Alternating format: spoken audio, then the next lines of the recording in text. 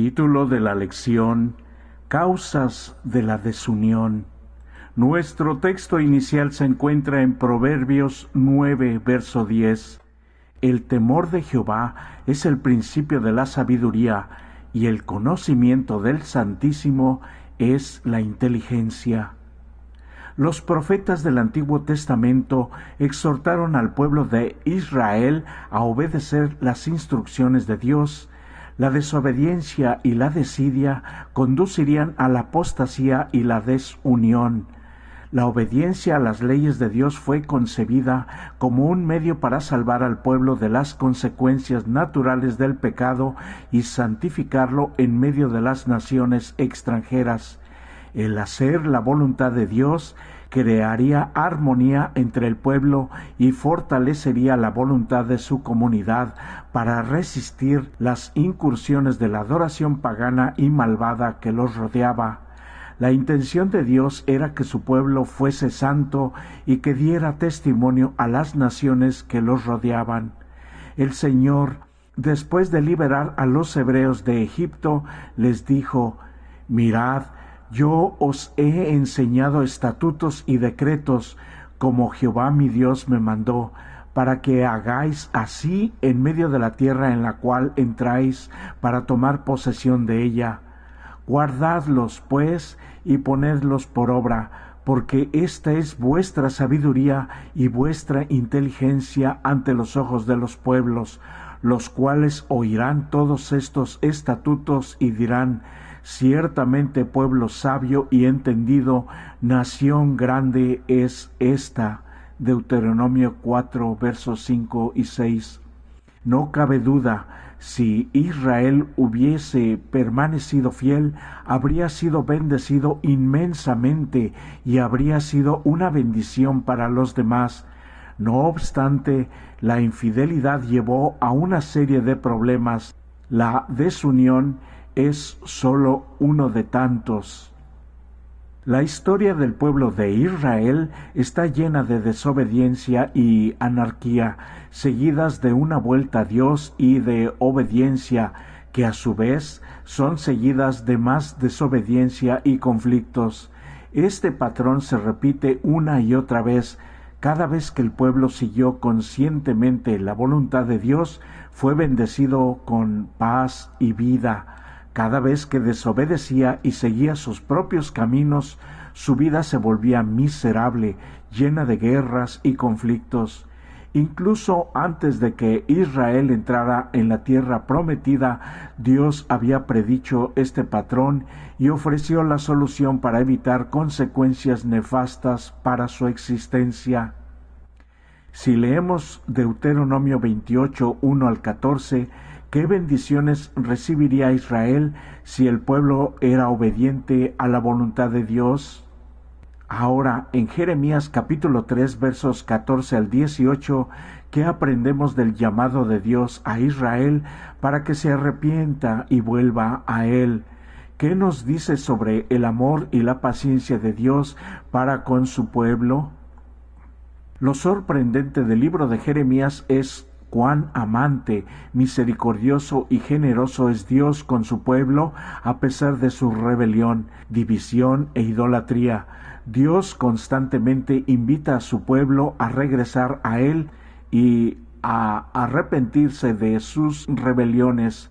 Vez tras vez, Dios prometió restauración y esperanza para el futuro. «Vuélvete, oh rebelde Israel», dice Jehová, «no haré caer mi ira sobre ti, porque misericordioso soy yo», dice Jehová, «no guardaré para siempre el enojo. Reconoce pues tu maldad, porque contra Jehová tu Dios has prevaricado y fornicaste con los extraños debajo de todo árbol frondoso, y no oíste mi voz», dice Jehová. Jeremías capítulo 3, versos 12 y 13. Las palabras de Jeremías fueron pronunciadas en un momento de abandono general de la palabra de Dios. Aunque se iniciaron algunas reformas en la época del rey Josías, la mayoría no sintió ningún impulso espiritual de continuar en fiel obediencia a Dios. Los pecados, la idolatría y el egocentrismo estaban causando la ruina espiritual y política. Cuanto más se resistían a hacer la voluntad de Dios, más terribles eran sus perspectivas a futuro. Sin embargo, Dios les suplicó a través de Jeremías. Tenía en mente un mejor futuro para ellos y anhelaba devolverles la prosperidad, la unidad y la salud. Pero esto solo se podría dar si ellos vivían por fe y todo lo que implica la fe verdadera. ¿Qué marcó la diferencia entre la obediencia y la desobediencia en tu vida? Las historias de Jueces muestran las consecuencias negativas de la desobediencia de Israel. Poco después de que ingresaran a Canaán, el pueblo comenzó a estructurar su vida espiritual según las religiones falsas de los cananeos que los rodeaban, exactamente lo que se les dijo que no hicieran. Desgraciadamente, ese no era el único problema que enfrentaban. Si leemos Jueces capítulo 17 verso 6 y capítulo 21 verso 25, ¿qué dicen estos versículos sobre otros problemas que surgieron entre el pueblo de Dios? Hablando de recetas de división y desunión entre el pueblo de Dios, la unidad de la nación radicaba en su fiel obediencia al Señor del pacto, el pacto que habían concertado con Dios.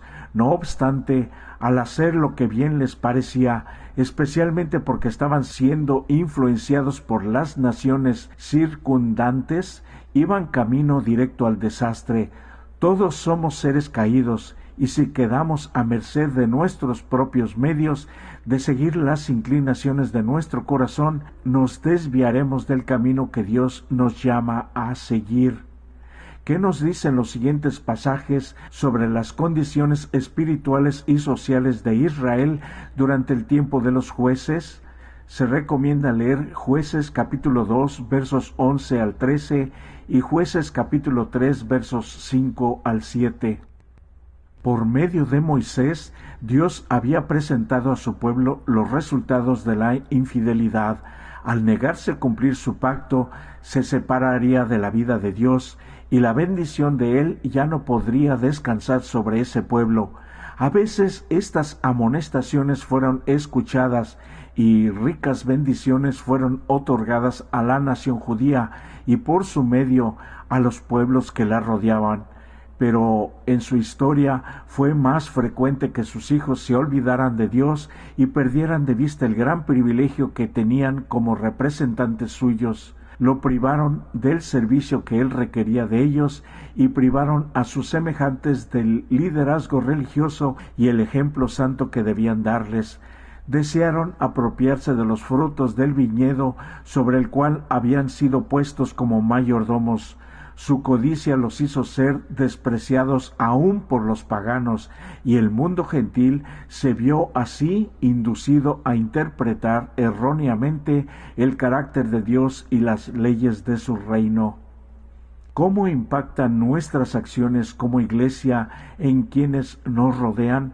¿Qué ven ellos en los cristianos que los impresiona positivamente?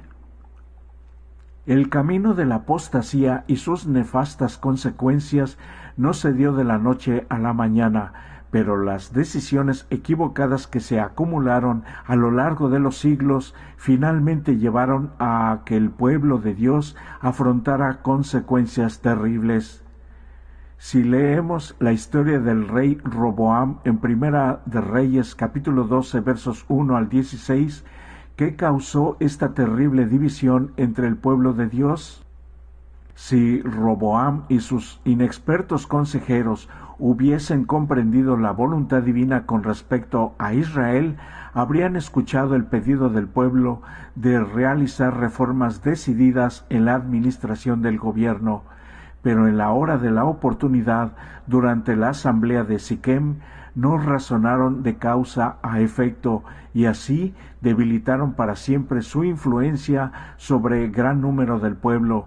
La resolución que expresaron de perpetuar e intensificar la opresión iniciada durante el reinado de Salomón estaba en conflicto directo con el plan de Dios para Israel, y dio al pueblo amplia ocasión de dudar de la sinceridad de sus motivos. En esta tentativa imprudente y cruel de ejercer el poder, el rey y sus consejeros escogidos revelaron el orgullo que sentían por el puesto y la autoridad que tenían. ¿Qué dicen las siguientes declaraciones sobre la necesidad de sabiduría para tomar las decisiones correctas? ¿Dónde está la fuente de la sabiduría? Se recomienda leer Proverbios capítulo 4 versos 1 al 9, Proverbios capítulo 9 verso 10 y Santiago capítulo 1 verso 5. La historia de Roboam y su decisión temeraria e imprudente de imponer más trabajos forzados a su pueblo es un triste acontecimiento de la vida del reino de Israel. El rey buscó consejo de dos grupos de asesores, pero su decisión final de seguir el consejo de los jóvenes de su edad con menos experiencia provocó una catástrofe en el reino que su padre Salomón y su abuelo David habían construido durante los 80 años anteriores. Fue desatinado el consejo de que el rey debía intimidar a la multitud, declarando que era más severo que su padre. Los jóvenes asesores creían que simpatizar con las demandas del pueblo a favor de un trabajo menos riguroso no era el estilo de liderazgo que el rey debía adoptar. Al contrario, decían que debía mostrarse despiadado y cruel. Finalmente demostró ser un matón que no merecía la lealtad de su pueblo. Por lo tanto, se produjo una división que nunca debió haber existido, ya que no era el plan de Dios. Lamentablemente, el problema de la desunión entre el pueblo de Dios no se disipó en la época del Nuevo Testamento. Por ejemplo, los primeros 4 capítulos de la primera epístola de Pablo a los Corintios son un llamado a la unidad. Mientras estaba en Éfeso, Pablo escuchó que había estallado varias divisiones en la iglesia de Corinto. Por lo tanto, inicia su carta con un largo discurso sobre la unidad de la iglesia y la necesidad de evitar el cisma. Pablo está preocupado por este hecho y trata de brindarles consejos inspirados para remediar esta lamentable situación. Según Primera de Corintios capítulo 1 versos 10 al 17, ¿cuál parece haber sido la causa de la desunión, de sus divisiones y disputas? Pablo se preocupó por sus hermanos de Corinto cuando alguien del pueblo de Cloé le contó de las divisiones y las disputas entre ellos. Sus primeras palabras muestran la profundidad de su preocupación. Os ruego, pues, hermanos, por el nombre de nuestro Señor Jesucristo, que habléis todos una misma cosa, y que no haya entre vosotros divisiones, sino que estéis perfectamente unidos en una misma mente y en un mismo parecer. Primera de Corintios capítulo 1, verso 10.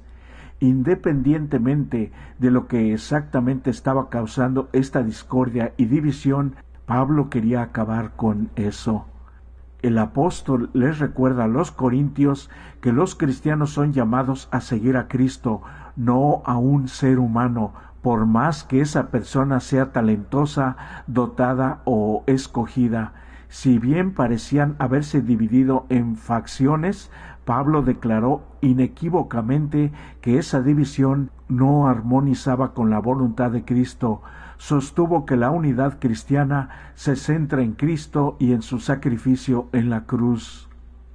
La unidad cristiana tiene su origen en la verdad tal como se encuentra en Jesucristo y en este crucificado y en nadie más, sin importar cuán digno sea este mentor, predicador o líder. Al pie de la cruz todos estamos en el mismo nivel.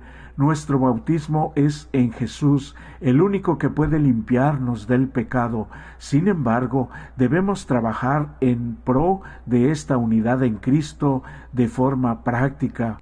Esto debería decirnos que, como cristianos, no podemos dar por sentada nuestra unidad de fe y misión. Las divisiones y las peleas pueden socavar la unidad de nuestra Iglesia hoy, a menos que el amor y el señorío de Cristo nos unan a Él. ¿Cómo podemos aprender a evitar el tipo de peligros que afrontaba Pablo? ¿Por qué siempre debemos de ser cuidadosos con nuestra lealtad hacia cualquier persona que no sea Cristo? Si leemos Hechos capítulo 20, versos 25 al 31, ¿qué les advirtió Pablo a los ancianos de Éfeso? ¿Qué debían hacer para evitar que esto sucediera? Durante su ministerio, Pablo a menudo enfrentó oposición y sabía que sería difícil preservar la pureza del Evangelio de Jesucristo. En su despedida a los ancianos de Éfeso, se basó en la analogía del atalaya de Ezequiel, capítulo 33, versos 1 al 6, para decirles a sus colegas dirigentes que ellos también eran responsables de salvaguardar el Evangelio, debían ser fieles pastores de sus congregaciones. El uso que hace Pablo de la expresión lobos rapaces para describir a los falsos maestros en Hechos capítulo 20, verso 29, es una reminiscencia de la advertencia similar de Jesús de que los falsos maestros se disfrazarían con ropa de oveja.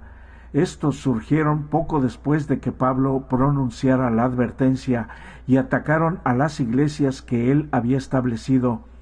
En Efesios capítulo 5, versos 6 al 14 y Colosenses capítulo 2, verso 8, vemos algunas advertencias de Pablo a las iglesias de Asia Menor. En la carta segunda de Pablo a Timoteo le advierte que sea responsable de la iglesia de Éfeso contra los errores en la iglesia y la impiedad de los últimos días. Leemos ahora 2 de Timoteo capítulo 2 versos 14 al 19 y capítulo 3 versos 12 al 17.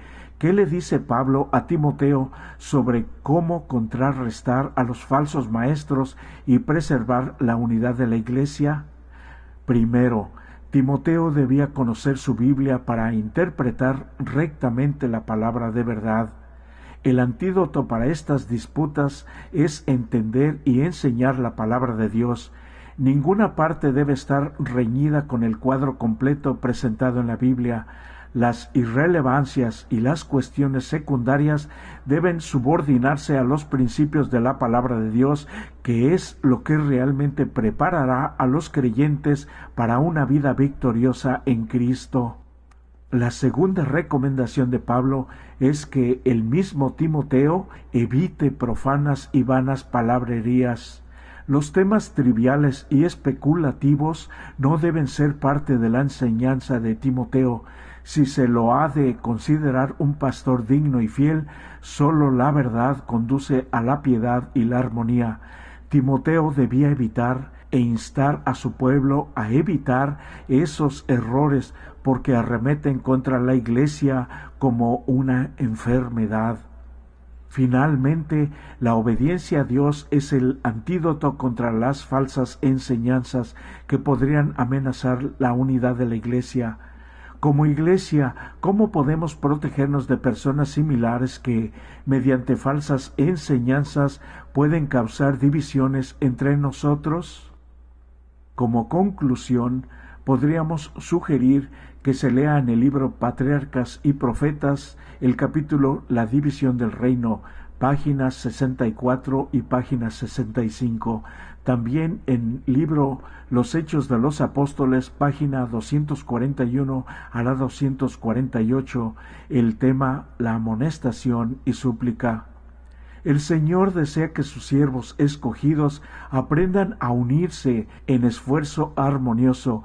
Puede ser que a algunos les parezca que el contraste entre sus dones y los de algún colaborador suyo es demasiado grande para permitirles unirse en un esfuerzo armonioso. Pero cuando recuerden que hay diversas mentes que alcanzar y que algunos rechazarán la verdad según la presente un obrero, tan solo para abrir su corazón a la verdad de Dios, según la presente de diferente manera otro obrero, procurarán con esperanza trabajar juntos en unidad.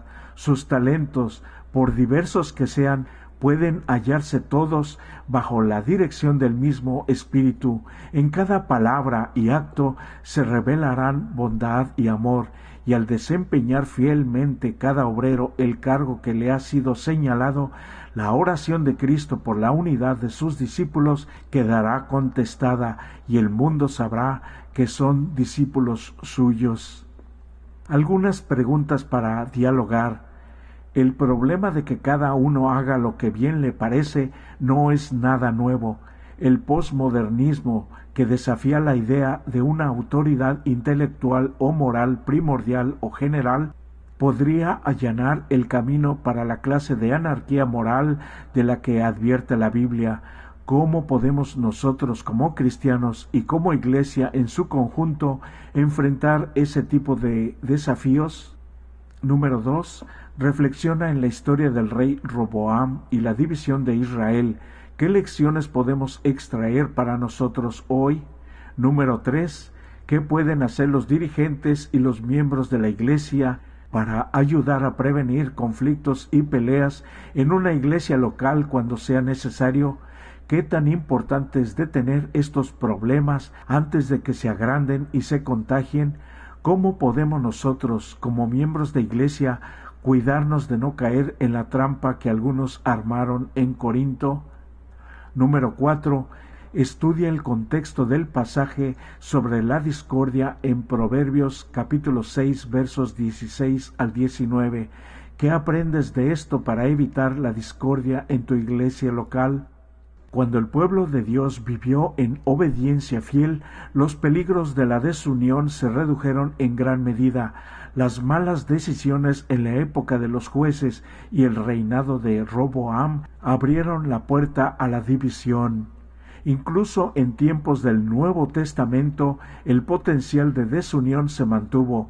Una comprensión adecuada de la palabra de Dios y el esfuerzo santificado para obedecerla son la mejor protección contra la desunión y el cisma entre nosotros. Por eso hoy es un nuevo día de oportunidad para acercarnos más a Dios y a su palabra, ponerla en práctica cada día de nuestra vida, en nuestro hogar, en nuestra comunidad, en nuestra iglesia y en todo lugar donde nos encontremos. Deseo que Dios te bendiga para que podamos poner en práctica todo esto en el nombre de Jesús.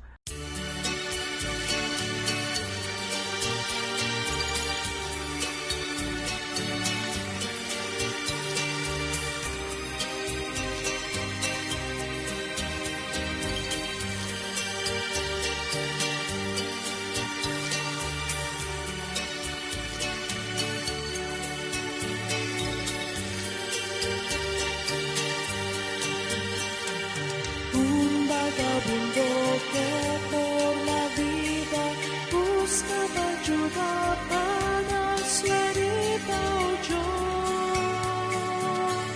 que en Jesús había solución. Cuando lo encontró, él sabía nada para llegar, no detendría o no. No importaba a nadie más que él. Llegando se postraba y a sus pies le suplicaba: si tú quieres limpio, yo seré.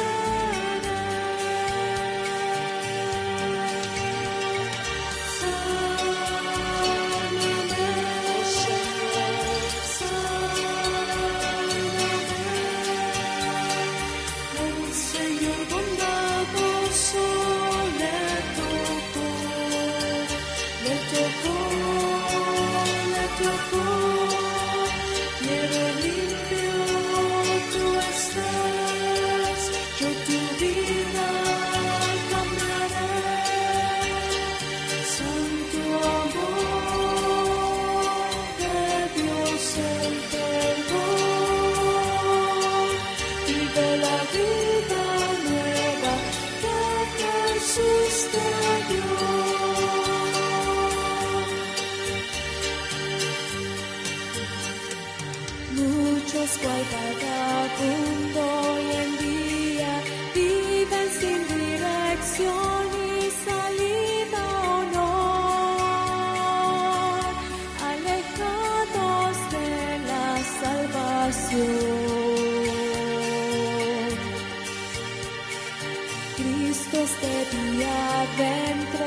nosotros un alma